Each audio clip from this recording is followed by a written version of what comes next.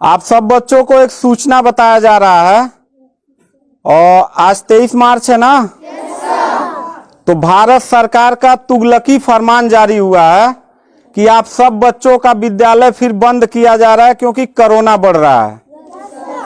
शांत रहिए कि आपका विद्यालय आज से 31 मार्च तक विद्यालय बंद रहेगा, ठीक है।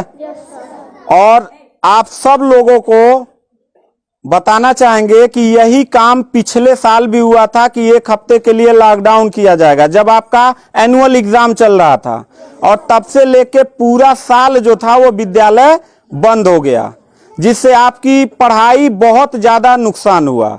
और इस साल जब विद्यालय खुला, आपने किताब कॉपी अपना सारा व्यवस्था कर लिया, तब हमारे तुगलकी फरमान जो हमारे सरकार हैं वो अब आदेश कर दिए कि अब फिर जो है कि ये विद्यालय फिर बंद होगा।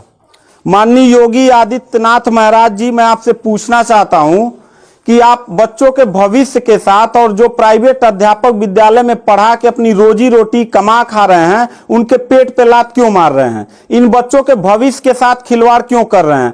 ठीक है, कोरोना अगर बढ़ रहा है, विद्यालय बंद था, पूरे साल में किसी एक अध्यापक ने, किसी एक प्रबंधक ने कभी भी विद्यालय खोलने के लिए कोई धरना प्रदर्शन नहीं किया और हम लोगों ने पूरा सपोर्ट किया। लेकिन बीच में अगर कोरोना फैल रहा है तो मैं आपसे पूछना चाहूंगा कि जब गोरखपुर महोत्सव आप करा रहे थे तब कोरोना फैल नहीं रहा था। जब आप आके यहाँ पे इलाहाबाद के प्रयागराज में कुंभ का मेला लगवा रहे थे तब कोरोना नहीं फैल रहा था, जहां पे करोड़ों लोग स्नान करने गए। और अभी हरिद्वार में महाकुंभ का आयोजन आप करवा रहे हैं तब कोरोना नहीं फैल रहा है। बिहार में चुनाव हो रहा है तब कोरोना नहीं फैल रहा है। और विद्यालय जो बच्चों का सबसे देश की रीढ़ की हड्डी होते हैं, जिनकी बुनियादी शिक्षा, प्रारंभिक शिक्षा आप बिल्कुल बर्बाद कर दिए हैं पिछले 2 साल से, और अब जाके फिर लॉकडाउन आप लगा रहे हैं।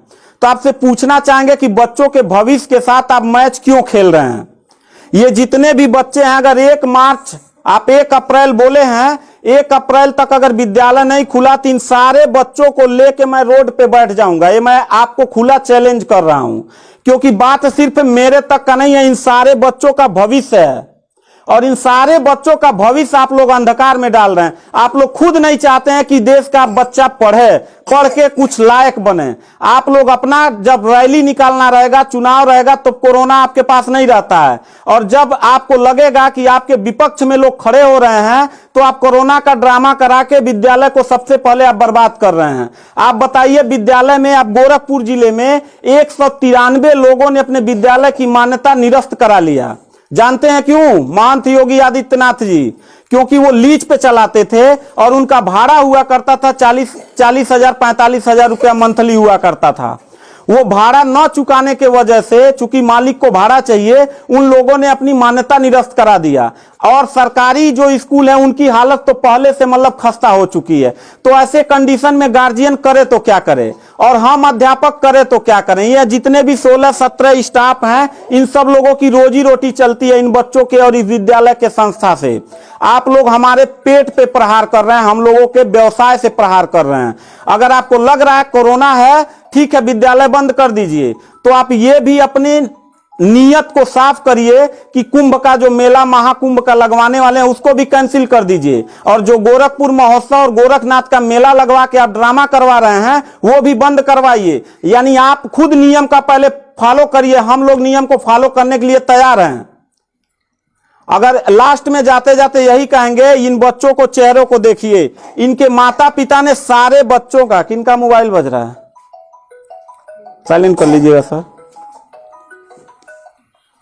इन सब बच्चों के माता पिता ने, बच्चों कितने लोगों ने आप किताब कॉपी अपना सारा कंप्लीट कर लिए हो?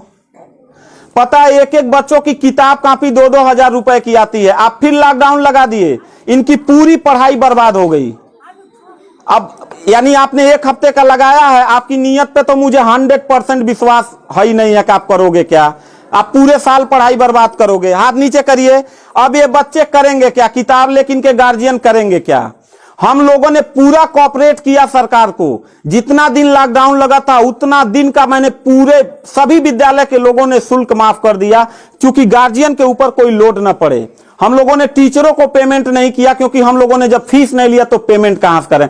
हम लोगों ने पूरा सरकार का साथ दिया, जितना हो सकता था सब लोगों ने साथ दिया। लेकिन अब इतनी कंडीशन होने के बाद, विद्यालय खुलने के बाद आप लोग विद्यालय बंद कर रहे हैं, ये बहुत ही गलत कर रहे हैं। और आपका पॉलिटिकल जो फंडामेंटल जिस पे आप चल रहे हैं, कि जिन नियतों पे आपका बर्बाद होने वाला है, मैं लिख के आपको दे दूंगा कि अगर फिर से 1 अप्रैल के बाद, ठीक है, अगर 1 हफ्ते के रोकने के बाद कोरोना भाग जाता तो मतलब 1 हफ्ता आप बंद कर लीजिए, बिल्कुल हम लोग 1 हफ्ता नहीं पढ़ाई कराएंगे।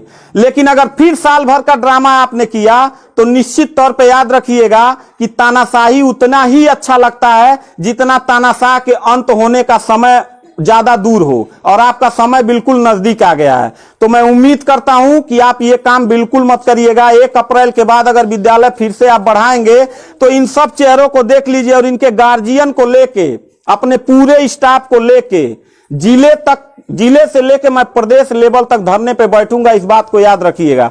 क्योंकि सवाल यहां सिर्फ मेरे रोजगार का नहीं है, मेरे जितने सहपाठी और जितने मेरे कर्मचारी लोग हैं और इन बच्चों के पढ़ाई का भविष्य का सवाल है। तो मैं इन बच्चों को लेकर धरने पे बैठ जाऊंगा, और जरूरत पड़ा तो असंवैधानिक भी हो जाऊंगा। इसी के साथ मैं सरकार से रिक्वेस्ट करूंगा कि अगर 1 हफ्ता में बंद करने से कोरोना भाग जाता है तो हम सब लोग आपके साथ हैं, अगर नहीं भागता है तो 1 अप्रैल से छोड़ दीजिए। हम लोगों को कोरोना होगा, मरेंगे, क्या करेंगे वो हम लोगों की रिस्पांसिबिलिटी है। आपको इतना चिंता करने की जरूरत नहीं है, क्योंकि कोरोना में लॉकडाउन लगाने के बाद खाना हम ही लोग पहुंचाएंगे, लोगों के आने जाने की व्यवस्था हम ही लोग करेंगे, उनके दवा दारू की व्यवस्था हम ही लोग करेंगे। आप सिर्फ ड्रामा करेंगे, सिर्फ थरिया पिटवाएंगे और मोमबत्ती जलवाएंगे, इससे ज्यादा तो आपकी कुछ औकात है ही नहीं है। तो मैं उम्मीद करता हूं कि 1 अप्रैल के बाद आप विद्यालय खोल दीजिएगा। इन बच्चों के भविष्य के साथ आप लोग खिलवाड़ मत करिएगा।